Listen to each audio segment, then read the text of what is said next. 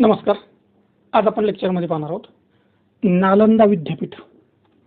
तर काही दिवसांपूर्वी, 15 दिवसापूर्वी नालंदा विद्यापीठ हे चर्चेमध्ये होतं. नक्की हे नालंदा विद्यापीठ चर्चेत येण्याचं कारण काय आणि त्या संदर्भात एक माहिती पाहूया आपण.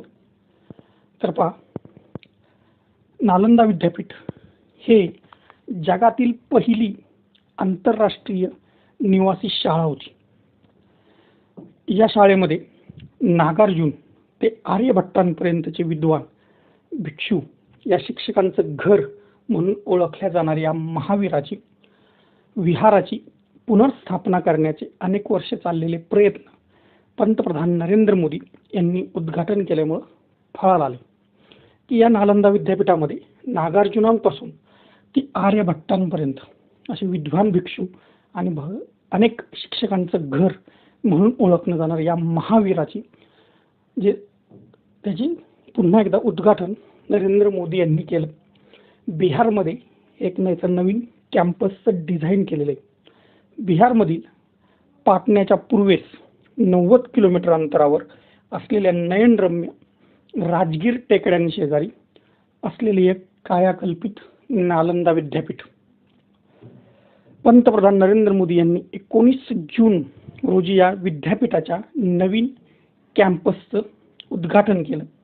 जरी त्याचा इतिहास, या नालंदा विद्यापीठाचा इतिहास बुद्धाच्या काळातील गेला असला तरी नालंदा महावीर याप्रमाणे ते ओळखलं जात होतं. सम्राट कुमारगुप्त यानं 5व्या शतकामध्ये हे नालंदा विद्यापीठ स्थापन केलं होतं. इसवी सन 5व्या शतकामध्ये सम्राट कुमारगुप्त यानं हे नालंदा विद्यापीठ स्थापन केलं होतं आणि ते पुढील 700 वर्षापर्यंत भरभराटीला आलेलं होतं. एका संक्रमित शिक्षण अनुभवाला चालना देण्याचं काम हे नालंदा विद्यापीठ करत होतं. जगातील पहिलं निवासी विद्यापीठ हे निवासी विद्यापीठ होतं. इथं नागार्जुन, आर्यभट्ट, धर्मकीर्ती या विद्वान भिक्षू तसेच शिक्षकांच्या प्रामाणिकपणामुळे हे टिकून होतं. त्यांच्याकडे जवळजवळ 2000 शिक्षक कार्य करत होते आणि त्यावेळी 10,000 विद्यार्थी या नालंदा विद्यापीठामध्ये शिक्षण घेत होते. चिनी प्रवासी हुयत सांग यांनी विद्यापीठाविषयी तपशीलवार माहिती लिहून ठेवली. ते त्या ठिकाणी स्वतः 5 वर्ष विद्यार्थी होते. हुयत सांग त्यांनी त्यांच्या आठवणींमध्ये सांगितले की ज्या विद्यार्थ्यांना या विद्यापीठात प्रवेश घ्यायचा होता त्यातले फक्त 20% विद्यार्थी या विद्यापीठात प्रवेश घेण्यास पात्र होत होते.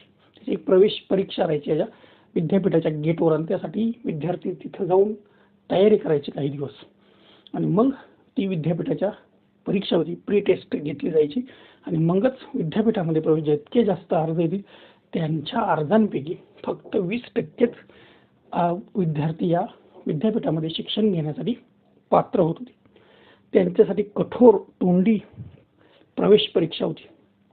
नालंदा येथे शिकवल्या जाणाऱ्या विषयांमध्ये बौद्ध धर्मग्रंथ महायान आणि हीनयान ह्या दोन्ही तत्वांचे तसेच तत्वज्ञान, धर्मशास्त्र, तत्वमीमांसा, तर्कशास्त्र, व्याकरण, खगोलशास्त्र आणि वैद्यकशास्त्र यांचा समावेश होता. विद्यापीठानं चीन, Korea, Japan, Tibet, Mongolia, Sri Lanka, दक्षिण पूर्व आशियासारख्या दूरवरच्या ठिकाणांहून विद्वानांना आपल्या कॅम्पसकडे आकर्षित करण्याचं काम केलं होतं. त्या विद्वानांनी नालंदा येथील वातावरण, वास्तुकला, शिक्षण तसेच नालंदा शिक्षकांच्या सखोल ज्ञानाविषयी नोंदी ठेवल्या होत्या. 1812 मध्ये स्कॉटिश सर्वेक्षक फ्रान्सिस बुकानन हॅमिल्टन यांनी शिकण्याच्या आसनाचं अवशेष प्रथम शोधले. जे शिकून जे विद्यार्थी तिथं बसायचे त्यांच्यासाठी जे आसन असायचं त्या आसनाचे अवशेष प्रथम शोधण्याचं काम 1812 मध्ये या स्कॉटिश सर्वेक्षक फ्रान्सिस बुकानन हॅमिल्टन यांनी केलं. 1861 मध्ये सर अलेक्झांडर कनिंगहॅम यांनी अधिकृतपणे प्राचीन विद्यापीठ म्हणून हे नालंदा आपल्याला सांगितलं की पुरातन अवशेष तिथं होत असते, त्यांनी शोधण्याचं काम केलं. मार्च 2006 मध्ये बिहार राज्य विधानसभेच्या संयुक्त अधिवेशनाला संबोधित करताना त्यावेळेचे दिवंगत माजी राष्ट्रपती डॉक्टर APJ अब्दुल कलाम यांनी प्राचीन विद्यापीठाच्या पुनरुज्जीवनाचा प्रस्ताव मांडला होता. भारताच्या संसदेने नालंदा विद्यापीठ कायदा 2010 मध्ये संमत केला आणि सप्टेंबर 2014 मध्ये विद्यार्थ्यांच्या पहिल्या तुकडींची तिथं नोंदणी झाली.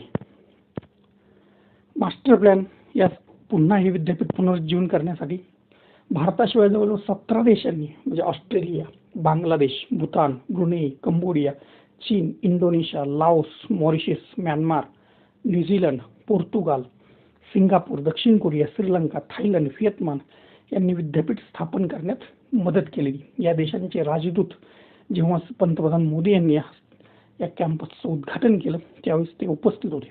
2013 मध्ये प्रसिद्ध वास्तुविशारद बी.व्ही. जोशी यांच्या वास्तुशिल्प कन्सल्टंटने प्रस्तावित केलेल्या कॅम्पससाठी मास्टर प्लॅन आंतरराष्ट्रीय स्पर्धेसाठी निवडला गेला होता. की नक्की हे विद्यापीठ पुन्हा एकदा स्थापन करणं ते कसं करायचं, त्याचं पुनरुज्जीवन कसं करायचं, त्यासाठी बी.व्ही. जोशी यांचा जो प्लॅन त्यांनी तयार केला होता तो या आंतरराष्ट्रीय स्पर्धेनंतर निवडला गेला. कॅम्पसचा प्लॅन विद्यापीठाचे अभ्यागत भारताचे राष्ट्रपती आहेत. कुलपती हे प्रशासकीय मंडळाचे अध्यक्ष प्राध्यापक अरविंद पनगरिया आहेत. तर अभय कुमार सिंह हे कुलगुरू आहेत. हे विद्यापीठ बौद्ध अभ्यास, तत्वज्ञान, तुलनात्मक धर्मांमध्ये पदव्युत्तर आणि डॉक्टरेटचा कार्यक्रम देते. तसंच विद्यापीठाने 2014 मध्ये 15 विद्यार्थ्यांची पहिली तुकडी स्कूल ऑफ हिस्टॉरिकल स्टडीज आणि school of ecology and environmental स्टडीजमध्ये दाखल केली. नोबेल पारितोषिक विजेते अर्थशास्त्रज्ञ अमर्त्य सेन 2007 पासून या प्रकल्पाशी संबंधित आहेत. ते पहिले कुलपती होते आणि तत्कालीन राष्ट्रपती त्यावेळेचे प्रणव मुखर्जी हे सुद्धा याला पहिले पाहुणे लाभले होते. विद्यापीठाचं अधपतन हे जे कुमार गुप्तानं स्थापन केलेलं इसवी सनाच्या 5व्या शतकामध्ये जे 700 वर्ष चाललं पुढं ते म्हणजेच 1200 सालापर्यंत. या 1200 सालामध्ये तुर्की आक्रमक बख्तियार खिल्जी यानं हे विद्यापीठाचा नाश केला असं म्हटलं गेलं. की या बख्तियार खिल्जीनं या नालंदा विद्यापीठाचा नाश केला. काही तज्ज्ञांचा असा पण दावा आहे की या प्रदेशामध्ये बौद्ध धर्माच्या अधोगतीबरोबरच या विद्यापीठाचा नैसर्गिक हळूहळू क्षय झाला. एका शतकाहून अधिक काळ नालंदाला निधी कपातीमुळे त्रास सहन करावा लागला आणि कमी होत गेली त्याची विद्यार्थी संख्या, निधी कमी होत गेला. त्यानंतर सेनागारांच्या ब्राह्मणी राजांनी सक्रिय केला तो निधी पुन्हा एकदा. खिल्जीच्याही खूप आधी अनेक भिक्षू दक्षिणेत पळून गेले होते. 1234 ते 36 मध्ये नालंदा अजूनही लंगडत होती. तिला बोधगया या राजा बुद्धसेनाने पाठिंबा दिला होता. म्हणजे त्याआधीच बख्तियार खिल्जीनं काही म्हणतात 1200 सालामध्ये उद्ध्वस्त करून टाकलं. त्याआधी काही नैसर्गिक क्षय झाला, निधी कमी पडला, विद्यार्थी निघून गेले, भिक्षू निघून गेले आणि काही राजांनी पुनरुज्जीवन करण्याचा त्यावेळेस सुद्धा प्रयत्न केला होता. Indian a brief history of a civilisation या पुस्तकाचे लेखक नमित अरोरा म्हणतात की खिल्जी यांनी काय म्हटलंय तर खिल्जीच्या मोहिमेच्या बख्तियार खिल्जी मोहिमेच्या 40 वर्षानंतर मिन्हाज अल सिराजच्या पर्शियन अहवालात खिल्जीने एका मठाचा नाश केला आणि तेथील भिक्षूंच्या हत्येबद्दल सांगितलं, पण ही नालंदा नव्हती असं या नमित अरोरांचं म्हणणं आहे. विद्वानांनी या मठाची ओळख नालंदापासून 12 किलोमीटर असलेल्या ओदंतपुरी म्हणून केली होती. त्याचं वर्णन एका तटबंदीच्या शहरात आता बिहार शरीफमध्ये एक राजकीय आणि आर्थिक केंद्र म्हणून ते लष्करी लक्ष मानले गेले होतं. खिल्जी कधीही नालंदाला गेल्याची कोणतीही नोंद नाही किंवा ज्याला राजकीय किंवा आर्थिक आकर्षण नव्हते किंवा ते त्यावेळेची धर्माचे भरभराटीचे केंद्रही नव्हते असं या लेखक नमित अरोरा यांचं म्हणणं आहे. त्यांनी त्यांच्या पुस्तकामध्ये Indian a brief history of civilisation याच्यामध्ये ते मत मांडलेले आहे. विद्यापीठापासून अवघ्या 60 किलोमीटर अंतरावर असलेल्या बख्तियारपूर रेल्वे स्थानकाचं नाव बदलण्याची मागणी बिहार विधानसभा आणि राज्यसभेमध्ये सुद्धा केली होती. बख्तियार खिल्जी त्याच्यावरून त्याचं नाव त्या रेल्वे स्टेशनचं नाव बख्तियारपूर असं ठेवलं होतं आणि तेच बदलण्याची मागणी बिहार विधानसभेमध्ये आणि राज्यसभेमध्ये केली होती. बिहारचे त्यावेळेचे मुख्यमंत्री नितीश कुमार यांनी मात्र बख्तियारपूर हे त्यांचं जन्मस्थान असल्याचं सांगत ह्या मागण्या त्यांनी फेटाळून लावल्या. जेव्हा नालंदा विद्यापीठात त्यांच्या समर्थनात श्री कुमार हे म्हटले होते बघा, तर जेव्हा नालंदा विद्यापीठाचा कायदा संसदेत मांडण्यात आला तेव्हा एका त्यांच्याच खासदारानं म्हटलं की प्रसिद्ध विद्यापीठाचा नाश करणाऱ्या बख्तियारपूरमध्ये त्या माणसाने, ज्या बख्तियार खिलजीनं बख्तियारपूरमध्ये तळ ठोकला किंवा तिथं राहून त्यानं प्लॅनिंग केलं.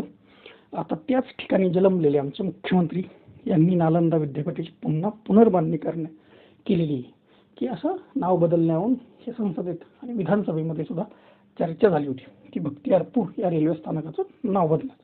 अशा प्रकारे नालंदा विद्यापीठ हे महत्त्वाचं होतं.